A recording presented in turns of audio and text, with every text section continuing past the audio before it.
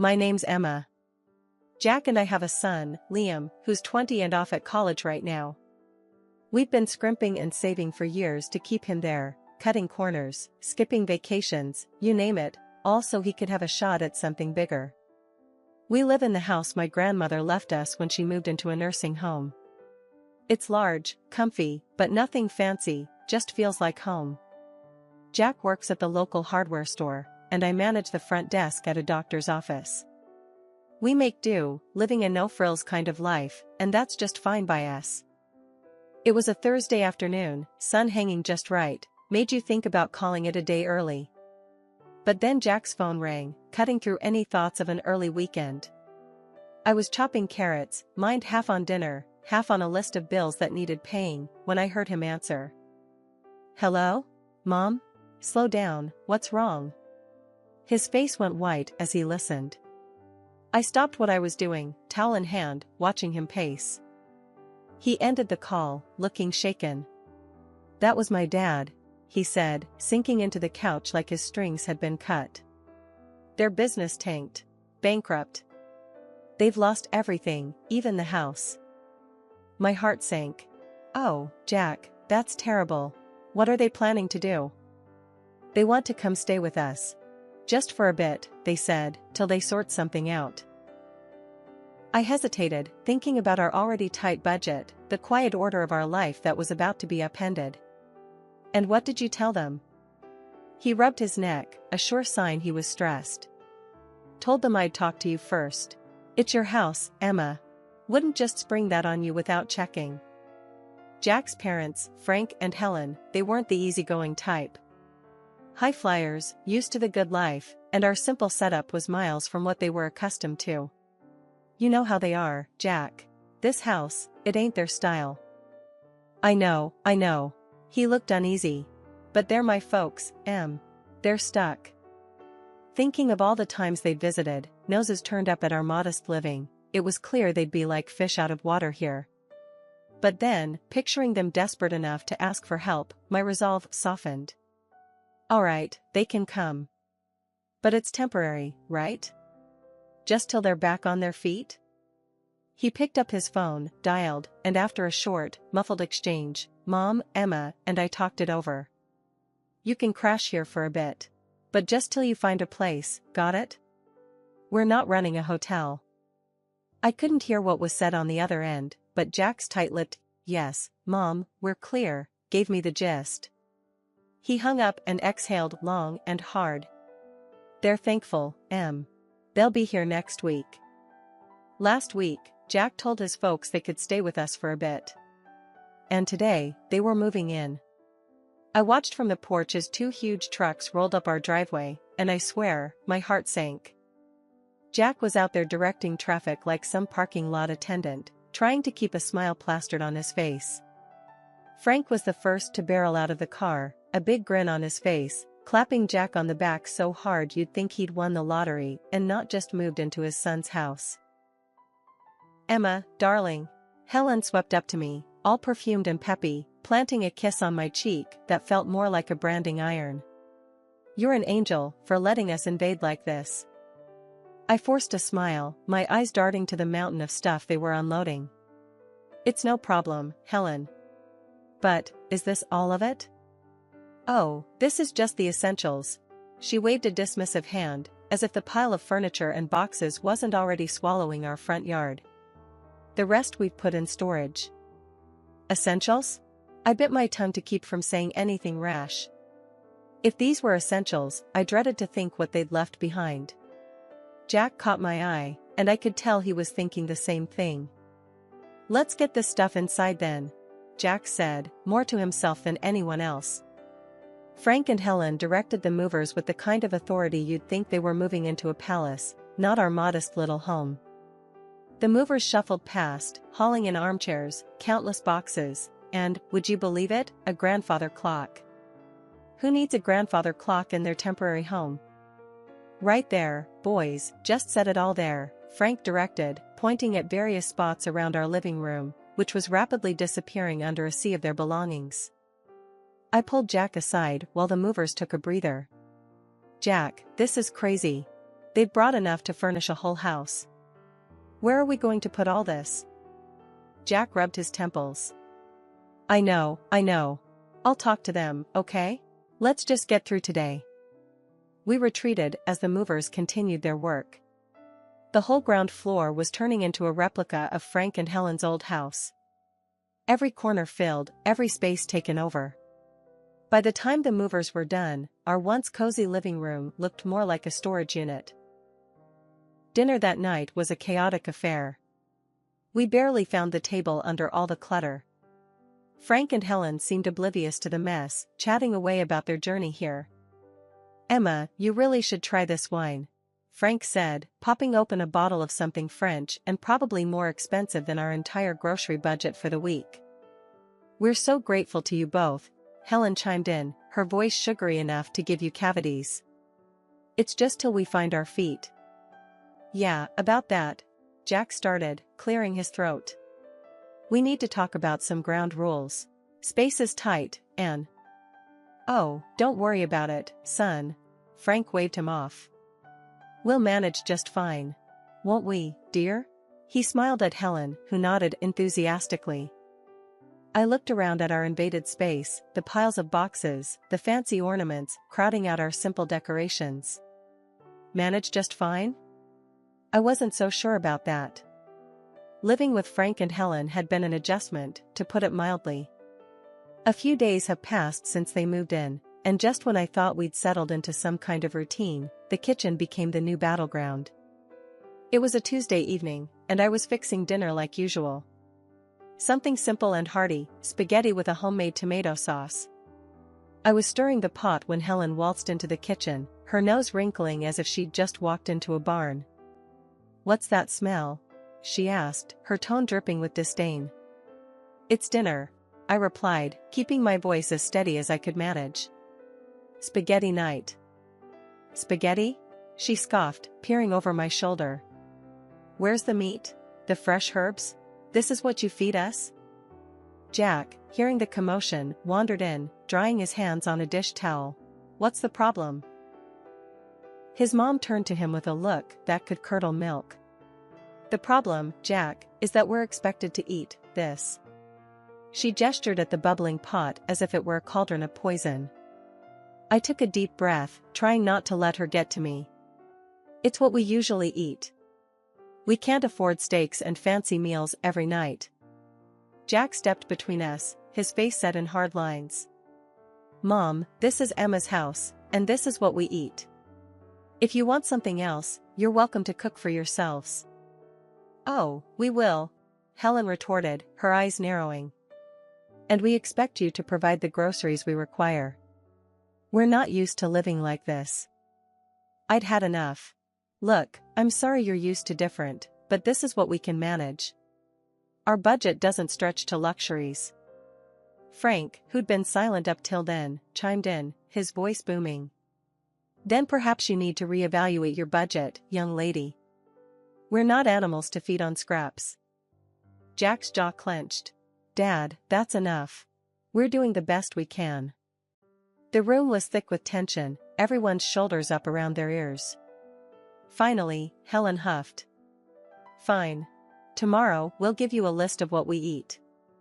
You can make sure it's here. The next day, true to her word, Helen handed me a list. Marbled beef, fresh seafood, organic this, imported that. I looked at the list, my heart sinking. That evening, we sat down with Frank and Helen, the list between us on the kitchen table. We expect proper meals, steaks from marbled beef or the finest fish, Frank declared, as if it was the most normal request in the world.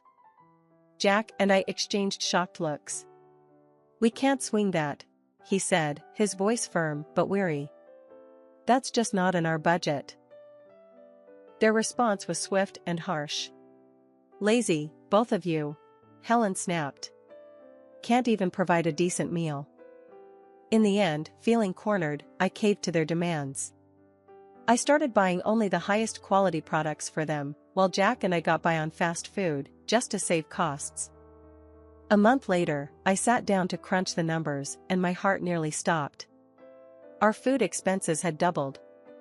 And to top it off, Helen's daily luxurious baths had sent our water bill through the roof. Dinner had become a battlefield, but tonight was different. Frank and Helen were digging into some lavish dishes they'd insisted on buying, marbled steaks and imported fish. Meanwhile, Jack and I sat across from them, our plates filled with the simple pasta we could afford. The disparity wasn't just on our plates, it was drawing a deeper line between us every day. As they savored another bite of their expensive meals, I couldn't hold back any longer. "This has got to stop," I said, the words heavy in the air. Helen looked up, her fork halfway to her mouth. "What are you talking about now? We can't keep living like this. Eating separately, different meals, it's ridiculous. From now on, everyone in this house eats the same. And we're sticking to what we can afford." Frank laughed, a harsh sound that grated on my nerves. "You expect us to eat that slop?" "It's not slop, it's dinner. It's what we eat," I shot back, my patience fraying. The laughter vanished from Frank's face, replaced by a scowl. Helen chimed in, her tone sharp and accusing. "How can you be so greedy and lazy? Cooking decent food isn't that hard." They both turned to Jack, their expressions full of expectation. "You're going to let her talk to us like this? In your own house?" That was the last straw. Jack's hand slammed down on the table, making the plates jump. "First off, this is Emma's house. And you will treat her with respect." The impact of his words hit hard. Helen's eyes filled with tears, her voice quivering. "I never expected you to raise your voice at me, your own mother." Frank's anger boiled over as he stood, pointing an accusing finger at Jack. "Look at you, henpecked and dancing to her tune. Is this what you've become?" I stood my ground, though my heart was pounding. "Enough. This conversation is over. From today, no more expensive steaks or fish. We eat the same, all of us." Their looks could have frozen the room. For a moment, no one moved, then, without a word, Frank and Helen pushed back from the table and left. Jack and I sat back down, the silence hanging heavy between us. He reached for my hand, squeezing it tight. "I'm sorry it had to come to this." "I am too," I replied, feeling the weight of the evening settle around us. "But it's the right thing. We can't live like this." After the big blow-up at dinner, things cooled down, but only on the surface. Frank and Helen were quieter, sure, but there was a slyness to their silence that put me on edge. I had a feeling they weren't going to take the new house rules lying down, and I was right. It started subtly. A few days later, I was cleaning up after a lunch of sandwiches when the doorbell rang. I wiped my hands on a towel and headed to the front door, expecting maybe a package or a neighbor. But when I opened it, there stood a delivery guy holding a large, aromatic bag from some high-end restaurant in town. "Delivery for Emma," he said, glancing at his clipboard. I was puzzled. There must be some mistake. I didn't order this. Just then, Helen appeared behind me, her smile a bit too wide. "Oh, I took the liberty of ordering for us. I thought we deserved a nice meal after all the recent discomfort." I frowned, taking the bag hesitantly. "Helen, we talked about this. We're cutting back on expenses."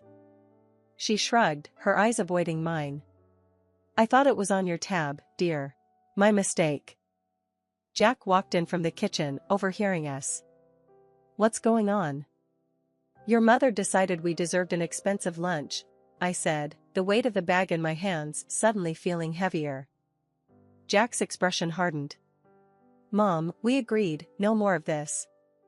Frank stepped into the hallway, his voice booming. "What's a little lunch going to hurt?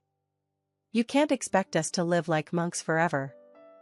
I set the bag down on the entryway table, feeling the frustration bubble up. "It's not just lunch. It's every meal, every extra expense we can't afford. We told you, we're sticking to a budget." Helen's face turned cold. "Well, if you're going to make such a fuss over a simple meal, I suppose we won't bother next time." Jack pinched the bridge of his nose. "It's not just about the meal, it's about respecting the rules of the house. You can't keep going behind our backs. The conversation went in circles for a few more minutes until Frank and Helen retreated to their room, leaving the uneaten, expensive lunch on the table.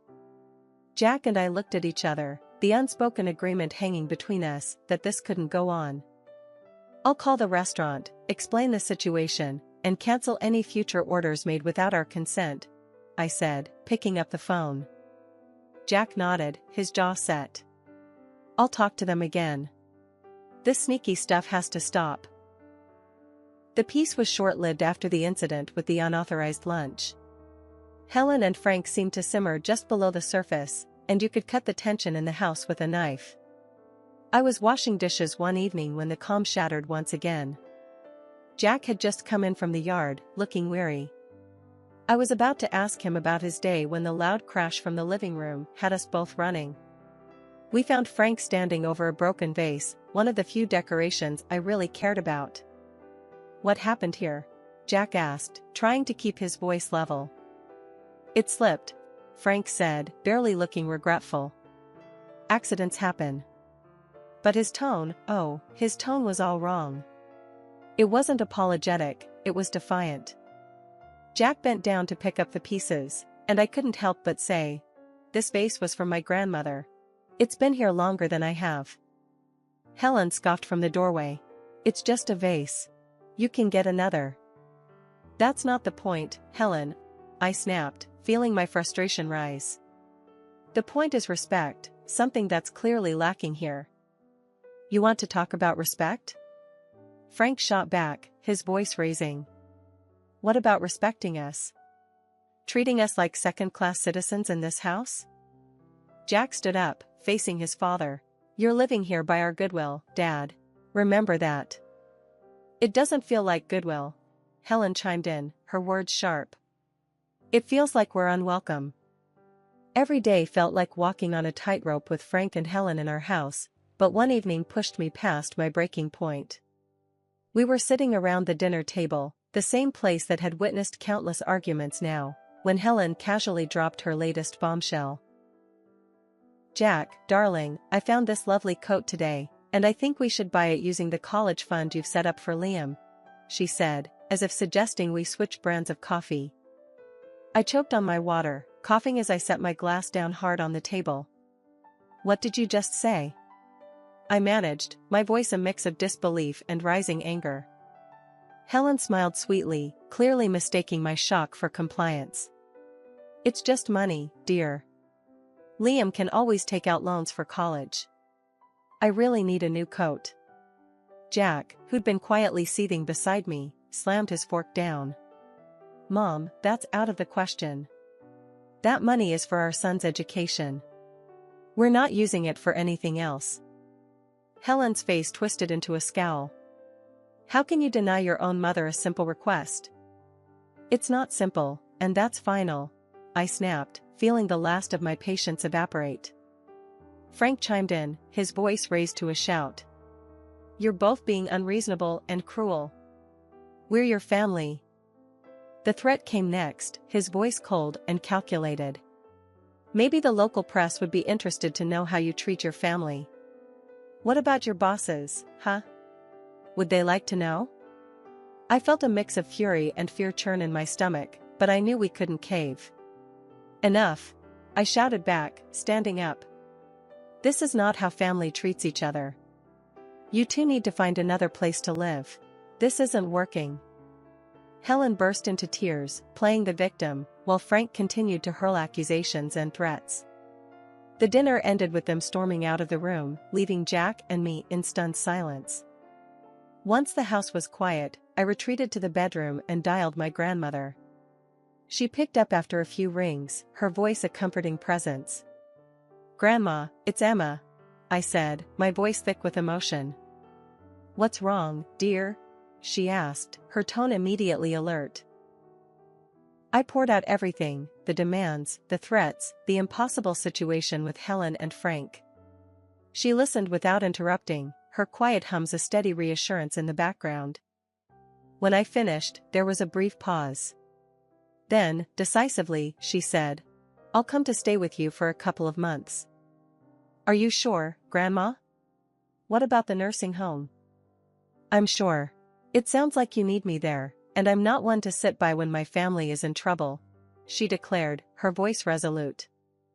When Grandma arrived, it was like a gust of fresh air swept through the house. She might have been older and moved a little slower, but her spirit was as fiery as ever. Frank and Helen were visibly put off by her sudden presence, their discomfort clear as day.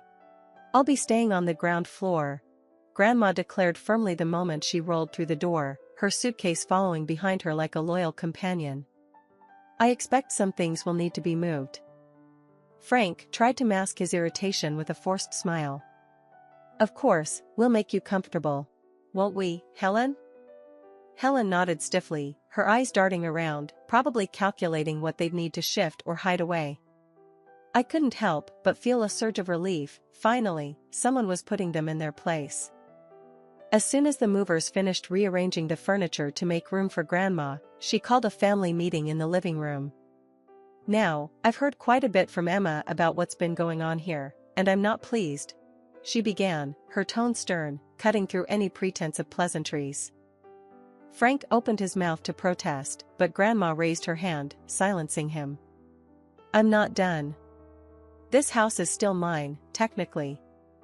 And while I've allowed Emma and Jack to live here without rent, that doesn't extend to you too. The blood drained from Helen's face. You want us to pay rent? She sputtered. Yes, I do. $4,000 a month, Grandma stated flatly.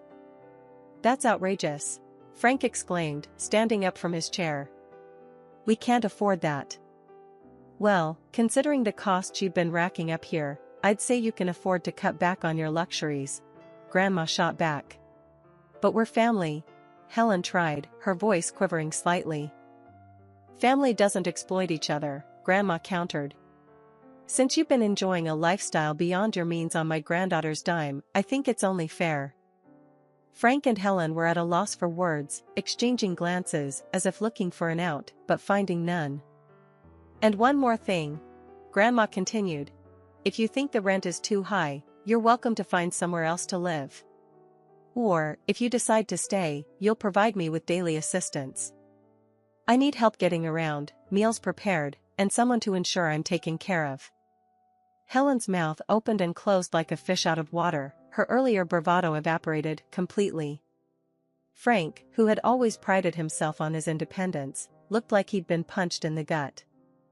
Think it over, Grandma finished, her voice softening just a tad. I'll need your answer by tomorrow morning.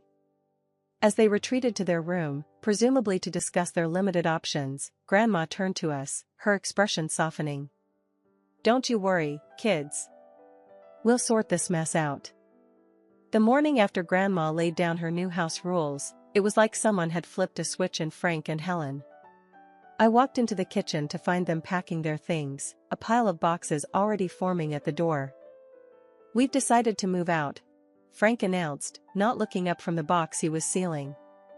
We found a small apartment. We'll take our things and go. Helen was quieter, busily stuffing things into bags, her movements sharp and quick. It's for the best, she muttered, almost to herself, but loud enough for me to hear. The rest of the morning was a blur of activity. Boxes and furniture moved out the door. Jack helped, more out of a sense of duty than anything else. By mid-afternoon, their part of the house was eerily empty, the echo of their departure hanging in the air. Once they'd driven off, Grandma, who'd been watching quietly from her chair, gave me a knowing look. Well, that's that then. They'll be all right, you know. Sometimes a little hardship is needed to bring people back to earth. We found out later that they'd sold most of their belongings to cover the rent and their other debts. The luxurious life they were used to was trimmed down to essentials, much like their new apartment. Grandma stayed with us for 2 more weeks, a comforting presence in the house. But eventually, she decided it was time to return to her nursing home. Driving her back to the nursing home, I felt a mix of sadness and relief. Thanks for everything, Grandma. We couldn't have managed without you. She waved off my thanks with a chuckle. Oh, nonsense. You're stronger than you think. Just remember to stand up for yourselves. No one else will do it for you. I hugged her goodbye, promising to visit soon. When I got home, the house seemed bigger, quieter. That night, we sat on our porch, the evening air cool and pleasant. Life had thrown us a curveball, but we had caught it, dealt with it, and were ready to move on. Whatever came next, we knew we could handle it together, with or without anyone else's approval.